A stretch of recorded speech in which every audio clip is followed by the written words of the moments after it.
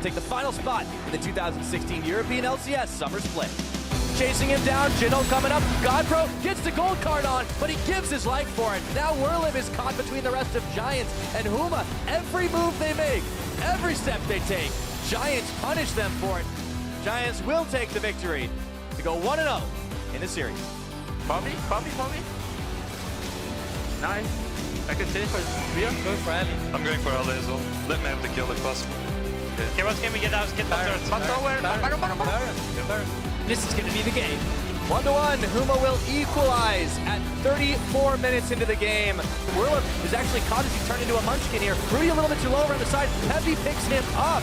Hold themselves within one game of requalification for the LCS. Go Bragas. Nice. Next one.